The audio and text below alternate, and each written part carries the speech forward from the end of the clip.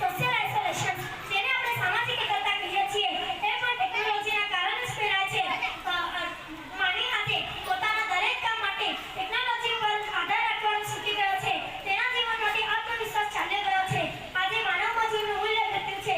આપણા દાહોદ શહેરની જ વાત કરીએ તો સવારના પહોરમાંથી 4 રસ્તા ઉપર કેટલાક મજૂરો આચાર બનીને કામની શોધમાં ઊભા રહે છે અને ખેતરમાંથી મળતું શુદ્ધ અનાજ કે શાકભાજી લેવા કે તૈયાર નથી। તેમને તો પોલીસવાળી તેમને તો મશીનો દ્વારા બનેલી પોલીસવાળી વસ્તુઓ અપનાવવામાં વધારે રસ છે। 5 મિનિટ ચાલીને જવામાં કે કસરત કરવામાં સમય બગડે છે ને કલાકો સુધી ફોન ચેટિંગ કરવામાં આનંદ આવે છે। આ મહાન ગણાતો માનવી આજે પોતાના જીવનમાં નિર્ણય લેવા માટે પણ ટેકનોલોજીનો ઉપયોગ લે છે ને સાદી ગણતરી કરવા માટે પણ ટેકનોલોજીનો સહારો લે છે। આ ટેકનોલોજીનો ટેકનોલોજી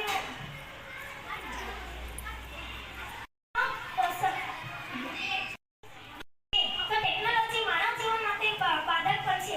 અંતે હું એટલું જ કહીશ, ટેકનોલોજીનો સમજપૂર્વક ઉપયોગ મનુષ્ય માટે બને છે સાધક ને તેનો વધુ પડતો દુરુપયોગ મનુષ્ય માટે બને છે બાધક। ગુરુજી અને વિદ્યાર્થીઓને મારા નમસ્કાર। આજે હું તમને જે વિષય પર વાત કરવા જઈ રહી છું તે છે મારું કૌશલ્ય મારું ભવિષ્ય। સૌપ્રથમ કૌશલ્ય કોને કહેવાય તે વિશે વાત કરીએ છીએ। કૌશલ્ય એટલે આપણામાં રહેલ આવડત। કૌશલ્ય એટલે રોજબરોજના જીવનમાં ઉત્સવ વધારવા માટે એક બળ છે, પ્રેરણા છે જે તમને દરરોજ એક નવી ઉર્જા આપે છે। જે એક એવી તાકાત છે જે વ્યક્તિને ક્યાંથી ક્યાં પહોંચાડી દે છે। એક એવો ખજાનો છે જેને કોઈ તમારી પાસેથી છીનવી શકતું નથી। કૌશલ્ય જન્મથી જ મળતું નથી પરંતુ તેને શીખવું પડે છે, તાલીમ લેવી પડે છે। જેમ કે ગાડીના પાર્ટ રિપેર કરવામાં તમને રસ પડે છે તો તે માટે પણ તાલીમ લેવી પડે છે। જો હું મારામાં જે કૌશલ્ય છે તેની સારી તાલીમ લઈને તેમાં કુશળ બની જાઉં છું તો તેના દ્વારા હું રોજ ગાડી પણ મેળવી શકું છું અને પગભર બની શકું છું। એટલે મારું કૌશલ્ય એ જ મારું ભવિષ્ય છે, કારણ કે કૌશલ્યના આધારે જ હું જે ક્ષેત્રમાં આગળ વધી શકું છું। અને જો મારામાં ગાવાનું કૌશલ્ય છે તો હું ગાયક કલાકાર બનીને વોઇસ ઓફ ઇન્ડિયામાં ભાગ લઈ શકું છું। જો મારામાં ડાન્સ કરવાનું કૌશલ્ય છે તો હું ડાન્સમાં પણ ભાગ લઈ શકું છું। આ રીતે મારા કૌશલ્યના આધારે હું જે ક્ષેત્રમાં આગળ વધી શકું છું અને મારા માતા પિતા મારા પરિવારનું નામ રોશન કરી શકું છું। એટલે મારું કૌશલ્ય એ જ મારું ભવિષ્ય છે। ટૂંકમાં કહું તો કોઈ પણ બાબત કે વ્યવસાયનું કૌશલ્ય હોય તો હું બેરોજગાર તો નહીં જ રહું। છેલ્લે એટલું જ કહીશ, કેળવો એવું કૌશલ્ય જે ભવિષ્યને રંગીન બનાવી દે, મેળવો એવી સફળતા જે તમને સિતારો બનાવી દે।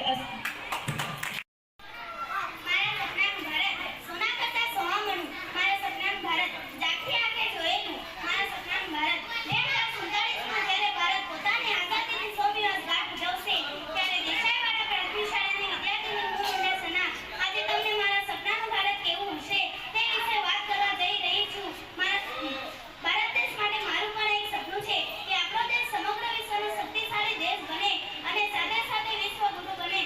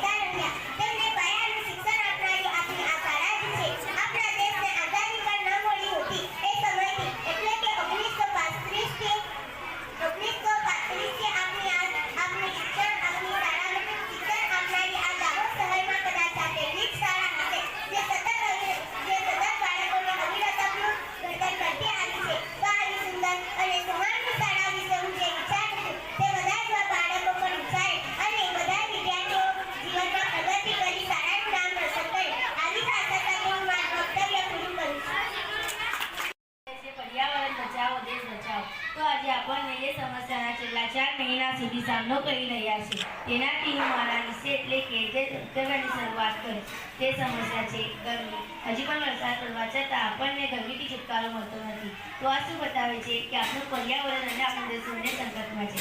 આપણે બધા એક ઝાડ વૃક્ષ વાવો, વરસાદ લાવો જેવી મોટી વાતો તો કરી રહ્યા છીએ. પણ શું આપણું પર્યાવરણ સુરક્ષિત છે? આ પ્રશ્ન તમારે જ્યાં તે પૂછ્યો તો 100% તમારી અંદરથી જવાબ મળશે ના. આજના સમયમાં દેશ સરકાર વધુ પ્રગતિ કરવાની આપની જાહેર છે પર્યાવરણને સૌથી વધુ નુકસાન પહોંચાડ્યું છે. આપને વૃક્ષ કાપીને વધુમાં વધુ કારખાના કંપનીઓ ઊભી કરી રહ્યા છે જેના કારણે પર્યાવરણને ખૂબ જ પ્રદૂષણ ફેલાઈ રહ્યું છે. આ પ્રદૂષણની અસર ફક્ત પર્યાવરણને સ્તરી રહી છે એવું નથી, પરંતુ પૃથ્વી પરના રહેલા દરેક જીવ જેમ કે મનુષ્ય, પક્ષીઓ, પશુઓ, પ્રાણીઓ, વનસ્પતિ વગેરે ઉપર પણ થઈ રહ્યું છે જેના કારણે સમગ્ર દેશ મુશ્કેલીમાં મુકાઈ ગયું છે. તો શું આપણને એવું નથી લાગતું કે આપણે આપણા પર્યાવરણને અને આપણા દેશને બચાવવાની જરૂર છે?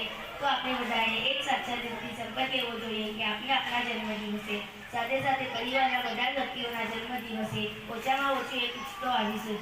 એટલું જ નહીં, તેનું જતન કરીશું. ફક્ત વૃક્ષ વાવવાથી આપણી જવાબદારી પૂરી થઈ જતી નથી. તે જ્યાં સુધી મોટું ન થાય ત્યાં સુધી તેની કાળજી અને તેની સુરક્ષિત રાખવાની પણ આપણી જવાબદારી છે. તો આવો આપણે સૌ સાથે મળીને પર્યાવરણને બચાવીએ અને સાથે સાથે દેશને પણ બચાવીએ.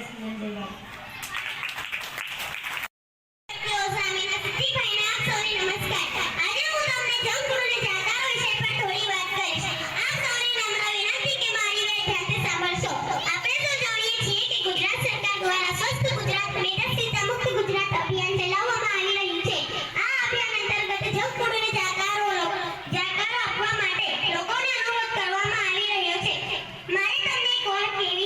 કે જંક ફૂડ એક મીઠો ઝેર છે. તેમાં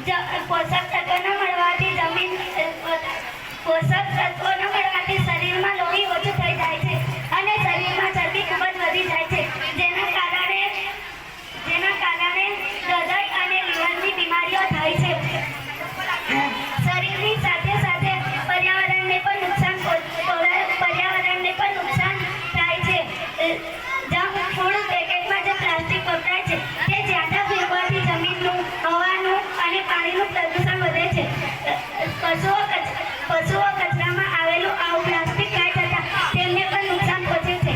આથી આપણા અને આપણા પરિવારના સ્વાસ્થ્ય માટે જંક ફૂડથી દૂર રહેવું ખૂબ જ જરૂરી છે. જંક ફૂડની જગ્યાએ ઘરનું પોષણયુક્ત ખોરાક ખાઈએ અને જંક ફૂડને જાકારો આપી સ્વસ્થ જીવનશૈલી તરફ આગળ વધે. જય હિન્દ, જય ભારત. જંક ફૂડના જાકારો. હું સામાન્ય થતા કરમચોબરી વિદ્યાર્થી. આજે હું તમારી સમક્ષ સત્ર જંક ફૂડના જાકાર વિષય પર વ્યક્તિ લઈને આવી છું. આપ તો સાંભળજો. અરે શબ્દ બને તો તેનો અમલ પણ કરજો. અત્યારના સમયમાં આ વિષય ખૂબ જ ચર્ચા બની ગયો છે. દુકાનો પર પિઝા, પાસ્તા, મોમોસ, દાબેલી લેવા માટે લાઈનો લાગે છે. તમને ખબર છે આ બધા જંક ફૂડ આપણા શરીરને કેટલું ખરાબ કરે છે? ખાવાનું નહીં પણ કચરો નાખીએ છીએ. ખાવાનું તો પચી જાય પણ કચરો કોઈ દિવસ પછી આપણે આપણા શરીરમાં આપણા જીભને સારું લગાડવા માટે ખાઈએ છીએ. આપણે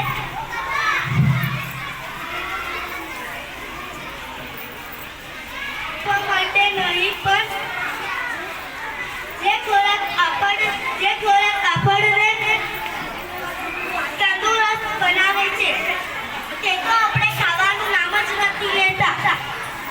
જંક ફૂડ હોશે ખાઈએ તો લઈએ છીએ. તે કેવા તેલમાં તળેલું છે, ક્યારનું બનાવેલું છે, તેમાં શું નાખવામાં આવ્યું છે તે કશું જ આપણે જાણતા નથી. અને આપણે